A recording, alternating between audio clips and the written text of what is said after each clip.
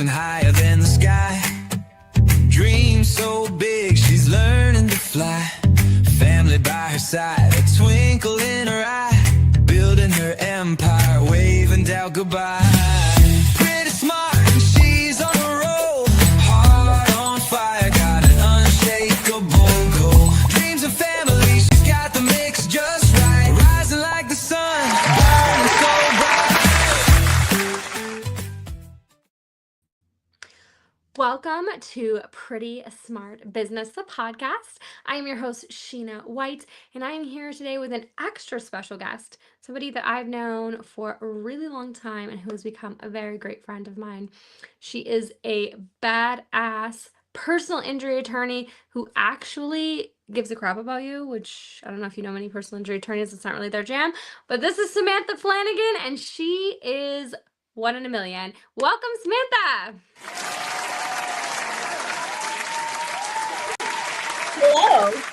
Well, I'm wearing a sweater and you have like a fire going. It's like it's not the middle of June. Right? Well, it's chilly today. And it's It great is- ambiance. It is a tad chill, and I love a good sweater, and I'm in my basement, so like it's always sweater weather down here. Great. Okay. So first, tell our listeners or watchers, whichever one might be happening right now, how did you get into personal injury law, and why, like, of all the types of law, did you decide to do this? Sure. I don't remember the true start. All I remember is that back in high school, we had to do a paper and job shadowing for some sort of career. For whatever reason, I chose paralegal, not attorney, paralegal. I want to do the grunt work. And that's just what I stuck with. I went to undergrad and I got a degree in paralegal studies. And in my freshman year of undergrad, I obviously needed a job. Literally across the street from my college was a law firm, and it happened to be personal injury. I got hired on the spot, and I've actually been doing personal injury law ever since. I've dabbled in a few other areas of law here and there, just wanted to change things up. And when I got bored or got tired of politics and offices, as things happen, but I kept going back to personal injury. I get so much more job satisfaction helping the victims of car accidents and any other personal injury. They're going through a really tough time, and being able to help them find medical treatment, get healthy, and actually give them money at the end instead of asking for money at the beginning, it feels good. It's a good practice for me. Yeah. Okay. So when people hire you, you said something interesting. When people hire you, they don't have to pay you? Nope. Personal injury is a contingency fee basis practice. So we get a percentage of whatever we can get the case settled for. So there is no out-of-pocket expense to the client for our services. We even front the cost to fight the claim for the client. So it's a win-win for the client. They get to retain us and not pay us out of pocket, and we run the risk. We don't get paid until the client gets paid. So it's a good deal. So that seems pretty, I don't want to say dangerous, but pretty scary. Like if you're going to start a law firm and you're going to start in this, and you can't like charge people up front. So you have to, you know, like. Yeah, we don't get paid until the case has settled. So if the case lasts 3 months, we're not getting a check for 3 months. If the case lasts 2 years, we're not getting a check for 2 years. So yeah, we're taking on the risk, but we're so passionate about what we do and wanting to help the victims that we take on that risk, and we're more than happy to do so. So why did you decide to start your firm? You want the real story? Always. Okay. This will never be shown to anyone. No, true story.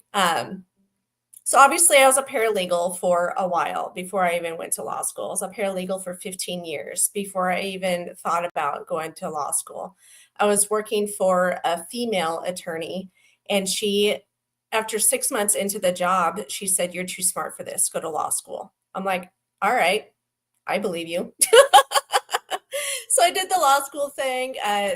And during law school, you're not really working a whole lot. So I took some time off from the employment side, got my degree, got my license, and then I went back into the workforce. And the attorney I was working for at that time decided he wanted to retire and sell his firm to me because I'm a badass. But he wanted too much money for his firm. So I already had it in my head that I was going to be owning and running a law firm. And I just said, I'm not going to buy yours. I'm just going to open my own. I love it. Yeah. And I think, it's funny that you say that he wanted too much for the firm, because I think that people, when they go to retire, in my experience, generally speaking, they think that their business is worth way more than it actually is. Yeah. The other side of it, because I could have just gone to another firm instead of opening my own firm. But the other side of it is that working in different offices and learning different ways that attorneys handle cases, I learned what mattered, and it's the clients that matter. And that's what's important to me. In the larger firms, because I've worked at a couple larger firms, it's all about the dollar and not about the human. And it doesn't feel good. Like what's the point of trying to help someone if you're just trying to push the case in and out the door? You're really not helping the person. So I wanted to have my own firm so I can give the clients the attention that they deserve, that they don't get in the mills of the larger firms, and be able to run my practice the way that I want it ran without someone telling me what to do. But we've been successful. I mean, we've been in business for 4 years and we've already brought in $7 million for our clients. That's huge. Yeah. Yeah. So we're doing something right. I love it. Yes. Well, and I think, it comes down to like what you said, that the client is what matters to you, right? They're getting, compensation, but more than just the compensation, them getting healthy again. Yep. Yep. Our motto is health focused, community driven. So we truly focus on the health of our clients before anything else. If they're not healthy, if they're not feeling better, if they're still in pain, what's the point of a settlement check? Like, we want them healthy. We want them happy. That makes us feel good as attorneys, knowing that we have done everything possible for our clients and making sure they're getting the treatment that they need and being able to give them a check at the end. And it makes just for a happier legal system when everyone is happy. So what is the first thing somebody needs to do if they get in a car accident? Oh, there's a whole list. I actually have little swag items and postcards to hand out what to do after a car accident. So if anybody wants one, reach out. I'll send it to you. Obviously, after a car accident, you want to make sure it's safe before you actually leave your vehicle. You don't want to get hit by another car coming along. It has happened. Yeah. That sounds awful, but I'm just like envisioning that right now. And like, yeah, it happens. So ensure your safety after the fact. You want to call the police. One thing I wish would happen more often is that the police actually show up to car accidents. Unless you report an injury while you're talking to 911, they're less likely to send the police or an ambulance because they're busy. I get it, but we need documentation. So the most important thing to do after the accident is documentation. If the police show up, they'll create a police report and document everything and figure out who's liable for the accident, which is very important. It's otherwise you have the he said, she said, everything. We can still work with it, but the more evidence that you have, the better. So photographs of the scene, of the vehicles, of your injuries, those are all important. And then seek medical attention, even if you're just sore. The insurance companies don't take your word for it. If you've been injured in a car accident, there's lots of accidents that happen and the situation is just right and you didn't get hurt, and that is a blessing.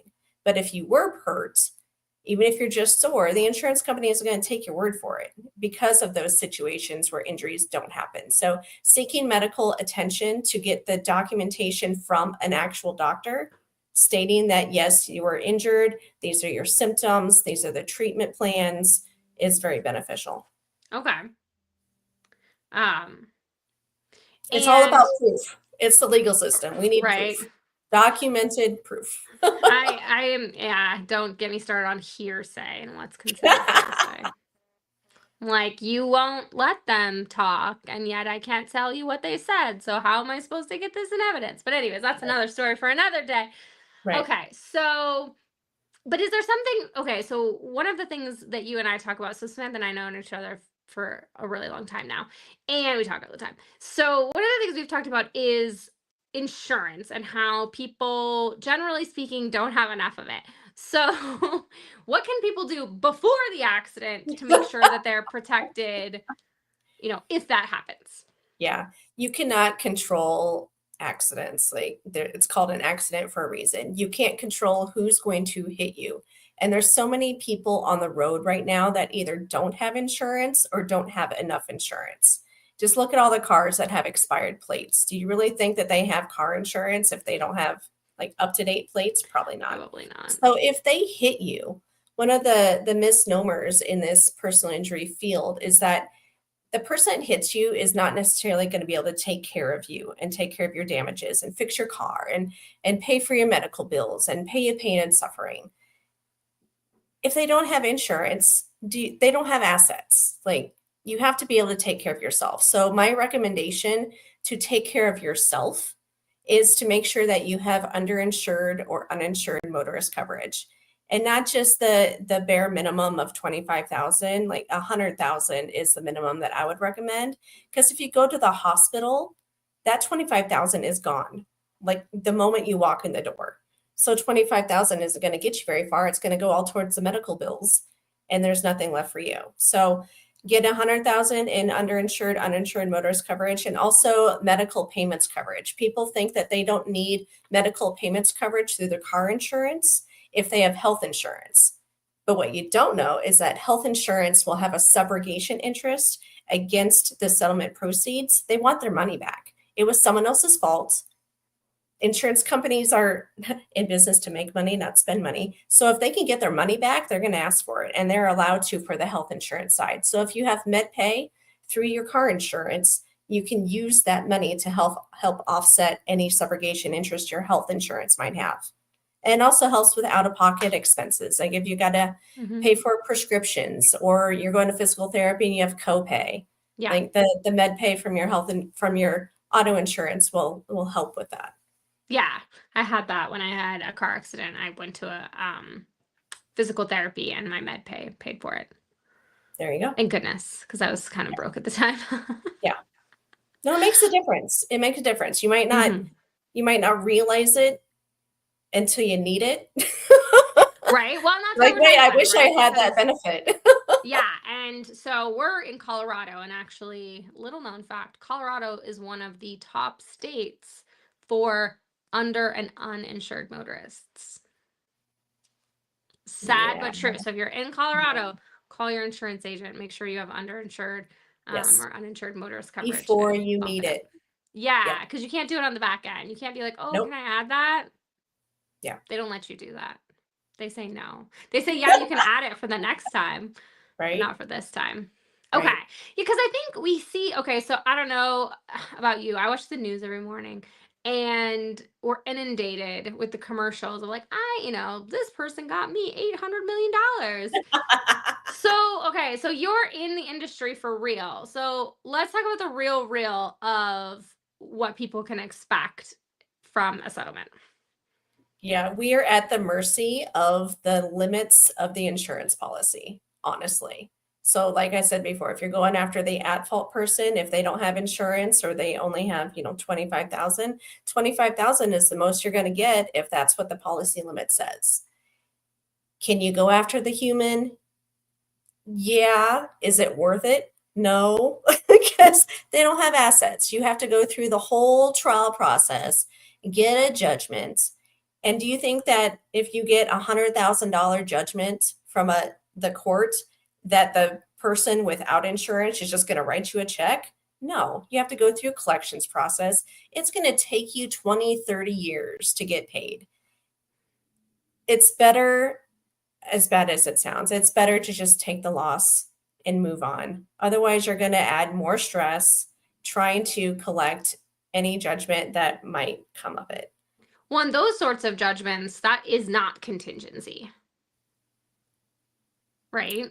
So if somebody wanted to go after, like if they were Yeah, insistent upon going after someone with no assets, they would have to pay out of pocket for the lawyer to represent them. probably. Yeah. I won't take them. I won't take them. No There lawyer is would. no, right. 'Cause- There's no true benefit there for anyone. For justice, if you really want the justice part of it, maybe, but you're not going to get money out of it. So, but yeah, you're at the mercy of the policy limit. That's why it's important to take care of yourself. So forget about what other people have out there. Take care of yourself. Have enough insurance coverage for yourself in case something happens. yeah. Okay. So say I'm in an accident and I feel fine. Should I still go to the doctor? If you feel sore, I'm going to say yes, still go to the doctor. If you don't feel anything, then no, because you're going for nothing. There's nothing to document. You'll go into the doctor and say, I'm not feeling anything. I feel fine. So then you're wasting time and money. So only if you feel something. Okay. You don't want to you don't want to seek treatment unless you need it. There is such things as over treating for accidents. So it's best to listen to your body and listen to the medical provider's recommendations because insurance companies also pick up on overtreating or faking injuries. Like it's a big deal. And there's ways to figure it out. So on the back end. So Yeah. just It's be just like honest. when somebody Be takes a honest with hammer, yourself. right? It's like when somebody takes a hammer to their car and tries to pretend it's hail. It's like, Yeah. No, it's they can very tell. obvious that it's not. Yep. Okay. So as a business owner, what do you think, what was like has been the hardest part of owning and building your own business as a female entrepreneur? Where do I start? So, uh, as a female in a male dominant business, it's been a struggle. Trying to get my name out there in an industry where there are larger firms than myself that capitalize on marketing with billboards, buses, commercials, radio, like everything. It's very expensive. It's very difficult to get my name out there. Um, so drumming up business, like for trying to find new clients to help with their accidents is a battle of, I mean, it's a battle with every company, but I feel it's a little harder in the personal injury space just because of the competition. Yeah. And now that I've been in business for 4 years now and I have a team, um, never being an employer before and learning that whole aspect has been a challenge, but it's rewarding at the same time. All of it Mhm. is still rewarding. It's just a challenge at the same time. Yeah. Well, I mean, and I think, yeah, especially because, you're going up against people who their marketing budget for the month is what you made last year. Yeah. So it's like, yeah. I mean, because Yeah. as I said, I watch the news every morning. I could tell you, like, I could probably list like seven, big names in this market, and they And just, you know, the only thing I can say is that yes, they're everywhere, but they can afford what they are paying in marketing because they churn and burn cases constantly. That's the only way they can afford the overhead. They get paid the same way I do. They don't get paid until the case is done. So they move cases as quickly as possible, pay attention to the number and not the human, and that's the only way they can afford to do all the things. My practice is different in that I focus on the human, and so it takes a little bit longer to get cases done, but at least I'm being thorough and actually helping the human. yeah. And then you go even the next step and you take part of what you get and you donate it to charity. Yep, health focused, community driven. So yeah, the community driven portion of the motto is that we donate a portion of our fee to charity for every case that we settle. That's amazing. I don't know any other personal injury firm that does that. Right? See, we're not all bad. Yeah, some of the people, actually, my husband Jerry, he's met one of the big name law firm people, and he had nothing nice to say about that person. Yep. that as you will. Yep. Okay, so then you talked about your struggles. What has been your favorite part of owning and growing your own business? Freedom. Okay. Freedom of time, freedom of being able to help clients and practice law the way that I feel is the most beneficial for the system. And there's a lot of perks of owning your own business. You get to help your fellow employees, help them grow, help them learn.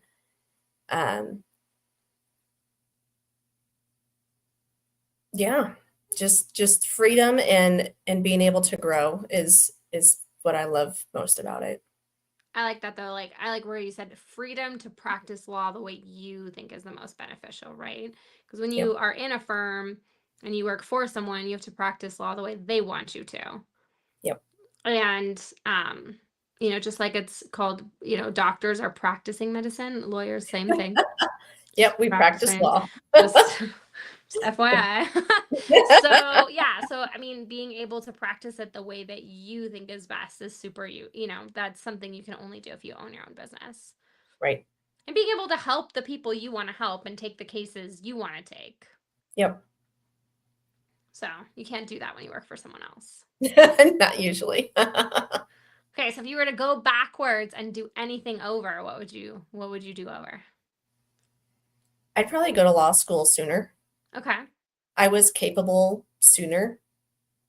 I just didn't have the influence that I had at that time. So I could have done a lot more a lot sooner. But really, that's the only thing I would have changed. I still am glad that I was a paralegal first. I learned the system. There's a lot of people I went to law school with that are not practicing law because they didn't have the real world experience. And once they got into the real world, they decided that the legal profession was not for them. I had the benefit of knowing what I was getting myself into. Right? Yeah. So, but every trial and tribulation that I've gone through, it's been a blessing. They might have been hard at the time, but I've grown from it and I've learned a lot, and I wouldn't be where I am today without the struggles that I've gone through in the past. I think that's a really good point, when thinking about stuff, because I was pre-med. And so I know a lot of people who actually, I didn't go to medical school, but I know a lot of people who actually went to medical school, and a lot of them are not anywhere near the medical Yeah. profession.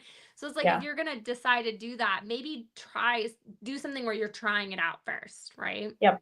Yeah. Where you're really enmeshed in the actual doing of the thing before you make, a multi six-figure investment into learning to become that thing. Yep. And it's Yeah. not just the money, it's the time. Like going to law school, I already had the bachelor's degree, but you need a bachelor's degree before you go to law school. So it's a 7-year commitment to become an attorney.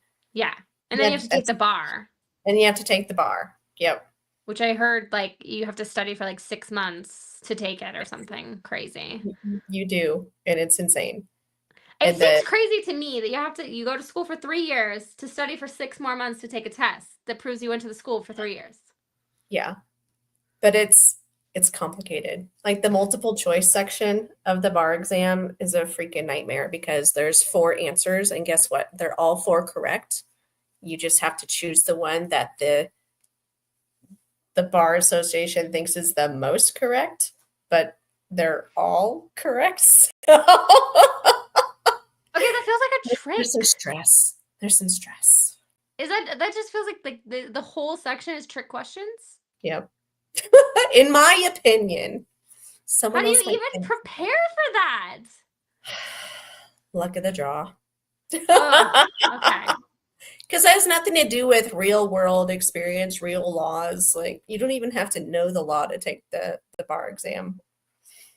They make you go to law school first, though, in like most all states, except for I think like 1 or 2. Yeah. Everybody will have to look that up on their own. But there's 1 or 2 out there that you can get around law school. Right. There's other things though. Okay. Or you could do the from the movie Catch Me If You Can. That guy took the bar exam and didn't go to law school. Right? Or the show Suits. So Oh, that I didn't yes. watch the end of it, Suits. but that ended up, I Yeah. think, badly for him. I don't know. Watch the Right? end. Don't do it. Don't do it. Okay. So thinking about talking to fellow women entrepreneurs, what are the biggest takeaways that you could give them if they're thinking about or in the middle of their own business? Don't give up.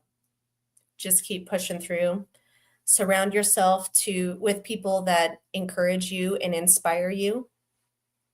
Uh, don't let the naysayers win. If it's something that you truly want to do, there is a way to do it. And if you want support, I've been there. I've done that. I've done it. I'm here for you. I love it. So if you're passionate about it, there's no reason why you can't accomplish it. Yeah, I mean, 100%. You can make anything happen if you want it. Okay. Awesome. Well, thank you so much for Samantha for being with us today on the Pretty Smart Business Podcast. We will link her website, and so if you've been in an accident, definitely reach out to Samantha. And even if you haven't, make sure to keep her number in case that ever happens to you. Yep. And our Flanagan is .law. So it's www.flanagan.law, not .com. It's just .law. I love it. Thank you so much, Samantha, and we'll see you next time. All right. Thank you.